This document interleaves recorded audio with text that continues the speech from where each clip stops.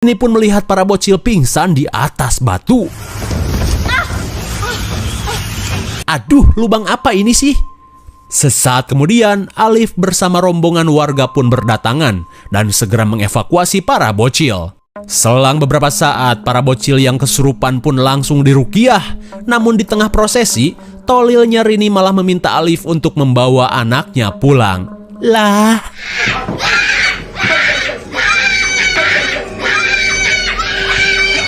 Singkat waktu, malam pun poek, kini orang tua Afdan yang bernama Aisyah mulai mendapat gangguan saat sedang sholat. Benar-benar setan yang gak tahu diri. Allahu Akbar, Allahu Akbar. Lalu sama halnya dengan Aisyah, Lastri pun mengalami teror yang sama. Allahu Akbar. Begitupun dengan Rini, saat ia sholat, Afis yang tersadar pun melihat sosok hantu tersebut ikut sholat. Seusai sholat, tiba-tiba Rini mendengar suara pintu digedor keras.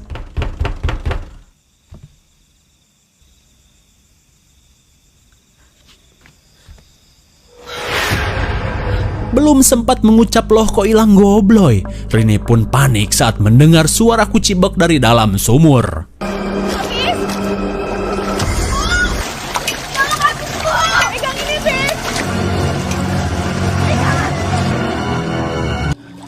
Lah kok nggak ada? Namun Rini heran saat melihat beberapa bunga di dalam embernya.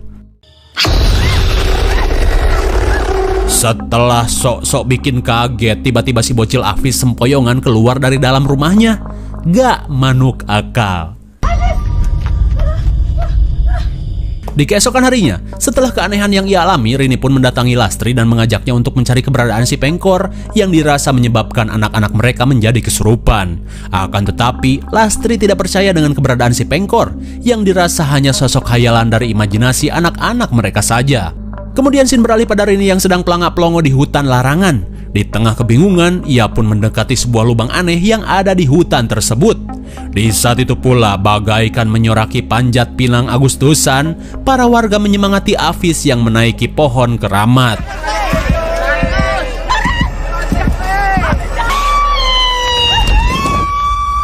Rupanya apa yang Rini alami hanyalah sebuah mimpi. Lantas ia pun segera mengecek keadaan dari anaknya. Betapa kagetnya Rini saat melihat kaki Afis mengalami luka lebam seakan terjatuh dari pohon. Di keesokan harinya, Rini yang menjenguk Afdan melihat memar yang sama seperti anaknya. Alhasil dari keanehan tersebut, Rini pun yakin jika semua keanehan berkaitan dengan sosok hantu makmum yang menerornya. Di mana sosok tersebut merupakan penunggu dari hutan larangan yang merasa terganggu. Lastri! Melihat Lastri yang panik, Rini pun merasa jika Lastri mengalami keanehan yang sama seperti dirinya. Di tengah kesedihan yang Lastri alami, Rini pun menjelaskan jika sosok yang meneror mereka sedang berusaha berkomunikasi. Dan dengan kemampuan IndiHome yang ia miliki, Rini pun berjanji akan berusaha mengatasi teror itu dan berusaha menyembuhkan anak-anak mereka.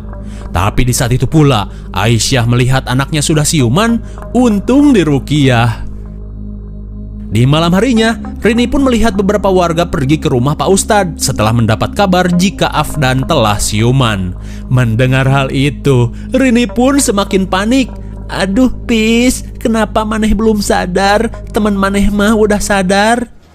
Pis.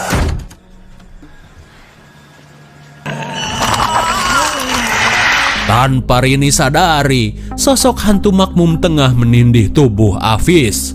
Di keesokan harinya, Pak Ustadz dan Encek pun heran saat melihat tembok tempat wudhu yang ambrol. Dirasa tanahnya labil seperti ABG, Encek pun menyarankan untuk memindahkan tempat wudhu di dekat pohon keramat. Kalem Tad, sama aing ditebang aja pohon itu mah gampang. Apalagi, Encek yakin jika tanah di bawah pohon cukup padat untuk membangun tempat wudhu. Kembali pada Rini, di tengah keanehan yang terjadi, Rini pun meminta antar pada Alif untuk menemui si Abah. Apalagi ia merasa jika teror yang terjadi berkaitan dengan pembangunan masjid yang warga lakukan. Emang si Rini ini agak-agak aneh ya guys ya. Hingga saat mereka bertemu, si Abah pun mengatakan jika teror yang terjadi disebabkan oleh tingkah para warga yang telah melanggar batas hutan. Apalagi menurut kepercayaan para tetua, warga desa akan mengalami petaka jika mengambil bagian dari hutan larangan.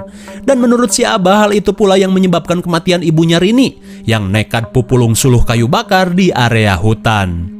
Selang beberapa saat, Rini dan Alif datang ke area pembangunan. Mereka pun terlihat heran saat melihat seorang pekerja borongan terluka parah. Di tengah keheranan, Rini pun mendekati tembok yang jebol. Sontak Rini pun panik saat menemukan tunggul pohon batas hutan larangan yang termakan pembangunan masjid. Dan di sini, Rini pun mulai termakan kemusyrikan. Saat malam poek, lagi-lagi Rini yang sedang sholat mendapat gangguan. Allahu Akbar. Allahu Akbar. Assalamualaikum warahmatullahi. Assalamualaikum warahmatullahi.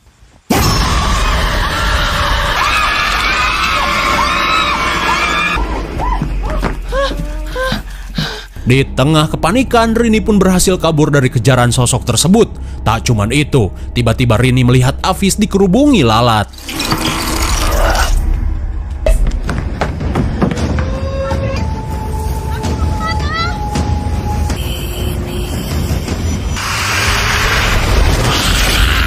Setibanya di dekat pohon keramat, sosok demit yang menerornya pun menampakkan wujud aslinya. Di saat itu pula, Rini pun syok saat melihat Afis mendekati sosok itu dan mulai berubah. Namun tanpa Rini sadari jika sosok yang ia lihat adalah si Pengkor yang menyamar sebagai anaknya. Sesaat kemudian, Alif dan Pak Ustadz mendengar teriakan Rini pun segera menghampirinya dan memberitahu jika sosok yang ia lihat bukanlah anaknya. Sekembalinya ke rumah, Rini pun mengungkapkan jika ia tengah tergenjutsu oleh si demit, di mana si demit berusaha mengambil Afis dan anak-anak lain untuk dijadikan tumbal. Saat tengah malam, Rini kembali mengalami teror dari si demit.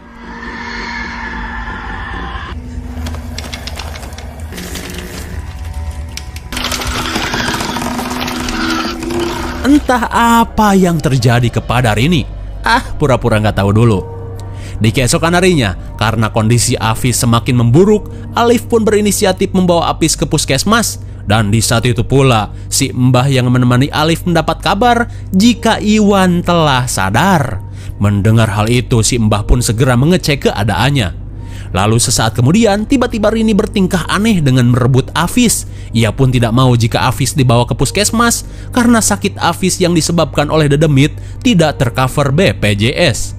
Lantas Rini lebih memilih untuk menyelesaikan keanehan ini dengan caranya sendiri. Singkat cerita, untuk menyelesaikan pembangunan masjid, Encek yang bergaya bak psikopet senso sudah bersiap untuk menebang pohon keramat.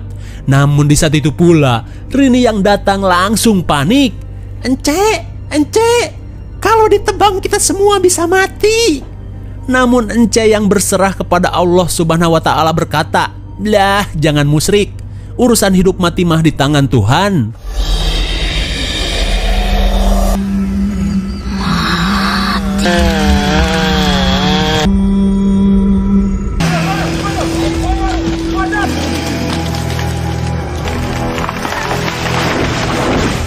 Hingga setelah pohon keramat ditebang, hal tak terduga pun terjadi saat Afis tiba-tiba sembuh dan datang ke tempat tersebut. Tuh kan, makanya jangan musyrik. Tapi dari kejadian tersebut, justru hal aneh pun malah terjadi kepada Rini. Singkat waktu, malam pun kembali poek. Saat Encek dan bapac-bapac borongan ngobrol di pelataran masjid, tiba-tiba Encek melihat Rini datang bersama Afis. Dan karena wajah Rini mirip artis Titi Kamal, jelas membuat Encek tertarik. Namun saat Encek mendekat bagaikan jinak-jinak merpati, Rini pun pergi ke dalam ruyuk. Dirasa itu kode keras Gabrut Lestari, tanpa pikir panjang Encek yang kebelet pun langsung mengikuti Rini. Hingga setibanya di hutan larangan, Encek pun terus menggoda Rini. Namun di saat itu pula, Afis terlihat ketakutan dan merasakan aura aneh dari ibunya. Dan saat isi kolor Encek semakin berontak, tiba-tiba saja Afis ketakutan dan ngabret seedan-edannya. Dirasa Afis mengerti maksudnya, tanpa basa-basi Encek pun langsung melancarkan aksinya.